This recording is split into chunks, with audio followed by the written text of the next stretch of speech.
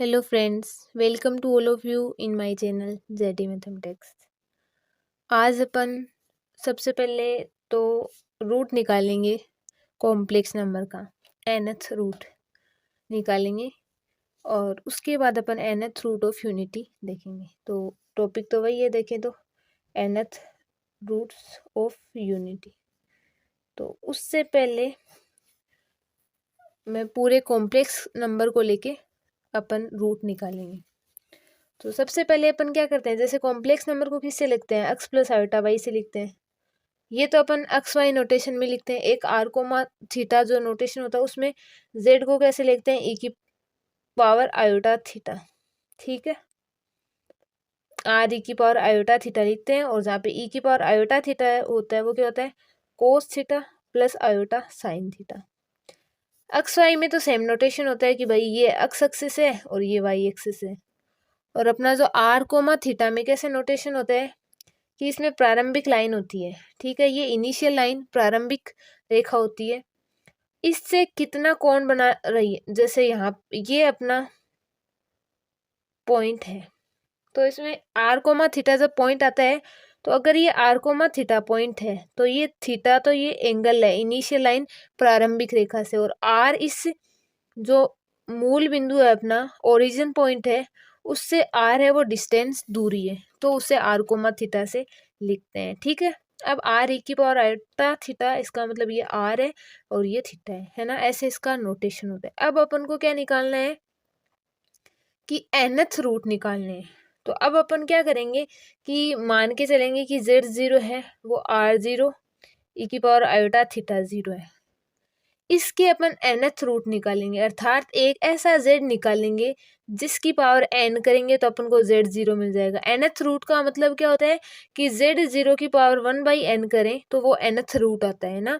जैसे second root में 1/2, third root में 1/3 ऐसे आता है, तो nth रूट में 1/n आता है, तो वो अपने को z मिलते हैं। तो अर्थात एक ऐसा रियल जो कॉम्प्लेक्स नंबर कुछ भी है वो निकालेंगे जिसकी पावर n करेंगे तो अपन को z जीरो मिलेगा। अब अपन मान लेते हैं कि वो z है वो r e की पावर आयोटा थीटा है। ठीक है, अब अपन z जीरो और z दोनों की वैल्यू इसमें रखेंगे तो क्या होगा, r e की पावर आयोटा थीटा की power n is equal to r zero e की पावर आयोटा थीटा जीरो। तो इसमें क्या होगा, ये r की पावर n अलग अलग हो जाएगा, और ये ई की पावर आयोटा थीटा की पावर n इसके मल्टीपल में हो जाएगा, तो ये थीटा n बन जाएगा। ये r जीरो ई की पावर आयोटा थीटा जीरो, ई की पावर वाले इक्वल होंगे, तो आयोटा थीटा इंटू n है वो आयोटा थीटा जीरो के इक्वल होगा। इसका मतलब n थीटा है वो थीटा जीरो के इक्वल होगा। और अपन को क्या जेड डी तो निकालना है थीटा जीरो और r जीरो की फॉर्म में, तो थीटा अपना आया थीटा जीरो बाई एन। ठीक है, और यहाँ से r की पावर n किसके इक्वल है, r जीरो के इक्वल है। इसका मतलब r किसके इक्वल है, r जीरो की पावर 1/n के। r और थीटा दोनों की वैल्यू r जीरो और थीटा जीरो के टर्म में आ गई, तो z क्या आ गया अपना, r जीरो की पावर 1/n e की पावर आयोटा थीटा 0/n। ई की पावर आयोटा को कैसे एक्सपोनेंशियल से भी लिख सकते हैं, तो एक्सपोनेंशियल आयोटा थीटा 0/n। ठीक है, ये अपना हो गया थीटा जीरो। अब देखो यहाँ पे ये जो भी थीटा जीरो है ये 2 पाई चलने के बाद अपना वो का वो थीटा जीरो वापस आ जाएगा। तो 2 बार 2 पाई चलने के बाद भी वही आ जाएगा, 3 बार 2 पाई चलने के बाद भी वही आ जाएगा। तो अपन क्या करेंगे, इसको 2k pi plus theta zero भी लिख सकते हैं ना। यही तो होता है कि भाई किसी में भी 2 पाई प्लस थीटा होता है, एक्सपोनेंशियल में हो या मतलब साइन में हो, किसी में भी हो, 2 पाई के बाद वो सेम वैसा ही आने लगता है 2 पाई प्लस, है ना। तो ये इसको क्या लिख देते हैं, r जीरो की power 1/n exponential iota theta zero की जगह क्या लिख देते हैं, 2k pi plus theta zero, है ना। और फिर अपन इसको अलग अलग भी लिख देते हैं, r जीरो की power 1/n exponential iota theta 0/n plus 2k पाई/n। ये अपना है z, ये किसी भी z जीरो r जीरो ई की पावर आयोटा थीटा जीरो है उसके nth रूट है। कोई अपन को बोल दे अब कि कोई भी संख्या है 2e⁻², है ना, आयोटा 2 पाई बोल दे, ठीक है। तो बोल दे इसके 2 रूट निकालो, इसके 3 रूट निकालो, कितने भी निकालने हैं। तो अपने को पता है रियल रूट तो होंगे नहीं, कॉम्प्लेक्स रूट अपन कितने भी निकाल सकते हैं इसके। तो इसमें क्या करना होता है, अगर 3 निकालने हैं तो n की वैल्यू 3 लिख देते हैं, 4 निकालने हैं तो n की वैल्यू 4 रख देते हैं। तो ये यहाँ पे n की वैल्यू रख देते हैं। k क्या होता है, k ये होता है कि जैसे k को 1 से स्टार्ट कर 0 से स्टार्ट करते हैं, 0 1 2 n तक चलता जाता है वो, है ना। तो इससे अपने पास वो n रूट दे देता है ना, ये तो फिक्स हो जाता है। ये k होता है, यही अपने को रूट दे देता है। अब अपन क्या करेंगे, nth रूट ऑफ यूनिटी निकाल लेंगे। nth रूट्स ऑफ क्या निकालेंगे, यूनिटी। यूनिटी का मतलब 1, ठीक है।